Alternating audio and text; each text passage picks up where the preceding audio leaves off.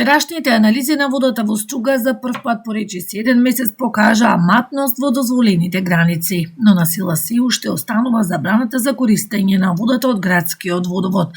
За да се укине потребно е 3 денови поред анализите да ги исполнуваат безбедносните стандарди. Од Центарот за јавно здравје за ТВМ велат ке продолжат со секојдневни анализи на водата, ке се испитуваат својствата, бидејќи неретко во водата беа затекнати бактерии од фекалии. Во меѓувреме стружени се погласни. Адвокатот Глигор Ќато јавно го отвори прашањето дали владата треба да прогласи кризна состојба на територијата на општината. Според него ситуацијата ги исполнува законските параметри за активирање на овој механизам. Законот предвидува прогласување кризна состојба кога се загрозени здравјето и животот на луѓето, кога постои ризик за животната средина и кога редовните механизми не се доволни за надминување на проблемот. Во престојниот период ќе се очекуваат рестрикции во користењето на питка вода, а тоа би представувало една сериозна ситуација доколку се земе во предвид дека ни предстои летен период, сушни периоди во кои што ќе имаме сериозен недостиг на вода за пиење. Моje мислење е дека кризната состојба не би требало во конкретниот случај да представува политички чин, туку правен механизам за заштита на јавниот поредок и здравјето на луѓето, односно јавното здравје.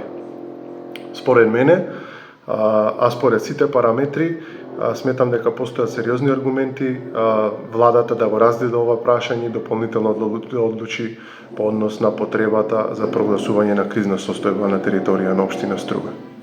Загадувањето на водата во извориштето шум се поврзува со нелегално искупување минерални суровини во близина на локалитетот.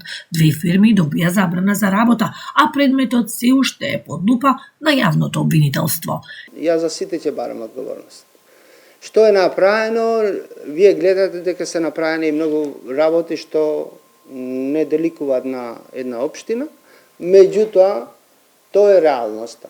Ние ќе побараме и тој објект да се дислоцира, не само тој, и многу други објекти, меѓутоа тие се големи проекти кои верувам заедно со владата ќе се реализираат. Ќе преземеме мерки во тој дел. Значи и за плаќање на фактури и за користење на чиста вода. Струга речиси цел месец живее со ограничување, неизвестност и зголемена загриженост кај граѓаните. Поранешната армиска менза во рамки на касарната Михајло Апостолски во Охрид ќе се адаптира во функционален и репрезентативен младински културен центар. Коалицијата на младински организации сега, во рамки на програмата на Младински центар Охрид, финансирана од општина Охрид, распиша анонимен национален едностепен конкурс за изработка на идејно архитектонско решение за реконструкција и адаптација на постоечкиот објект. Целта е да се избере најквалитетно современо архитектонско решение за адаптација на поранешната менза, која се простира на површина од 1062 метри квадратни, во простор каде ќе се продуцираат, стимулираат и промовираат современи културни, образовни и научни настани, како изложби, театарски представи, промоции, работилници, дебати, концерти, филмски проекции и најважната точка за дружење, размена на идеи и место за слободно изразување на младите. Започнува реализацијата на ветувањето за воспоставување Младински културен центар во Охрид, проект кој е дел од нашите стратешки заложби за развој на силни и одржливи младински политики. Верувам дека младите заслужуваат современ, функционален и инспиративен простор во кој ќе се развиваат, ќе творат и ќе ја градат иднината на нашиот град, објави градоначалникот на Охрид Кирил Пецаков. Архитектите и архитектонските тимови имаат рок за поднесување на трудовите до 15 мај, а резултатите од конкурсот ќе бидат објавени најдоцна до септември годинава. Вкупниот награден фонд за трите најдобри идејни решенија изнесува 400.000 денари. Старата училишна зграда на основното училиште Кочо Рацин во населбата Црногорци ќе се реконструира и пренамени во современа нова детска градинка. Одлуката ја донесе Советот на општина Охрид на последната седница. Намерата да им се овозможи на жителите од населбите Радојца Новичич, Железничка, Долно и Горно Лакочере и да ги згрижат своите деца во градинка во овој дел од градот, опозицијата ја поддржа, но беше посочено дека можеби не е најдобро решение за таа намера да се реконструира училиште училишна зграда стара над 50 години, која воедно има и проблематичен пристапен пат. Апелирам да размислите добро дали не е можеби по-поволно и по-сигурно да се аплицира на јавните повици за капитални инвестиции во Министерството за труд и социјална политика за изградба на нова градинка.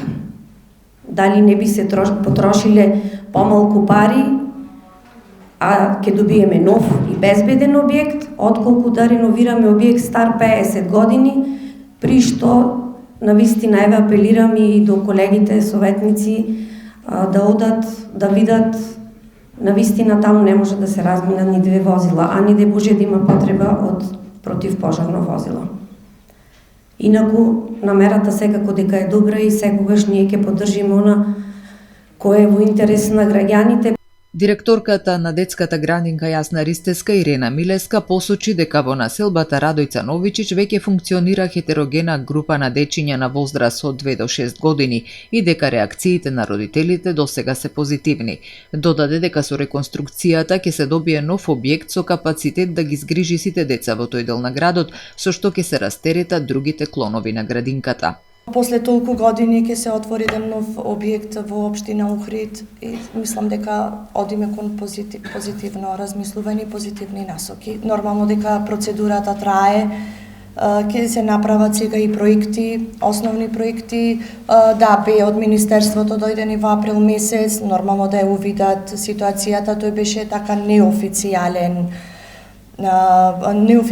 посета и дополнително и со нив сме во комуникација со општината, со сите институции. Се надевам дека крајниот резултат ќе донесе позитивни промени и за нас како градинка и за општина Охрид. Во однос на пристапот на објектот и централниот објект е на само во градско подрачје, па често пати тука знаете е маларична, родителите се паркираат, луѓето и тука имаме проблем за пристапност на возилата како што е пожарната или амбулантните возила. Често пати знаеме да го блокираме патот, ги оставаме. Мислам дека не би представувал толку голем објект, толку голем проблем затоа што ќе се само дечињата од градинка во тој делот.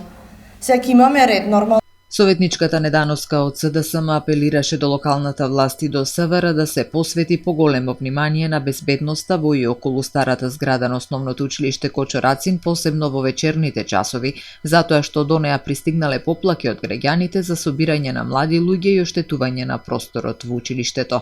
Секретарот на општина Охрид Александар Китески истакна дека биле информирани за девијантните појави, додавајќи дека тоа е уште една дополнителна причина училишната зграда да биде реконструирана и искористена за модерна детска градинка, а не да се доуништи. Нуркачкиот центар Амфора успешно реализираше акција за чистење на дното на Охридското езеро на потегот од Сараиште до пристаништето. Благодарение на посветеноста на нуркачите, волонтерите и сите учесници, од дното на езерото беа отстранети значителни количини отпад, со што директно придонесуваме кон зачувување на природната убавина и биодиверзитетот на нашето езеро, велат од Нуркачкиот центар.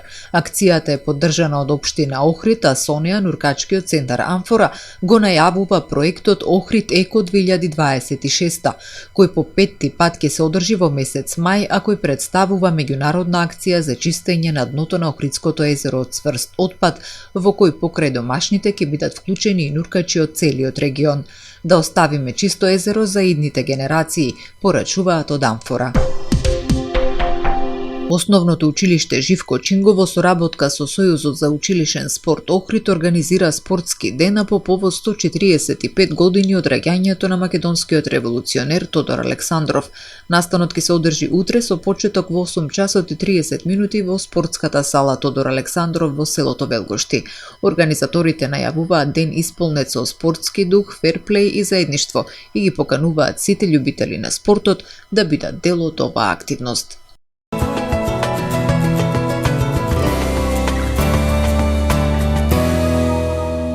Во Охрид денеска имавме претежно сончево време со мала до умерена облачност. Максималната дневна температура се искачи до 14 степени. Утре во Охрид времето ќе биде предпладне сончево со мала облачност, а попладне променливо облачно. Утринската од 5 степени, а максималната дневна до 14 степени. Ќе дува слаб до умерен ветер од јужен правец. Температурите во Македонија утре во интервал од -2 до максимални 17 степени. Во следните денови ќе превладува сончево и релативно топло време со мала до умерена облачност, освен во четврток кога ќе има повремени локални врнежи од дожд.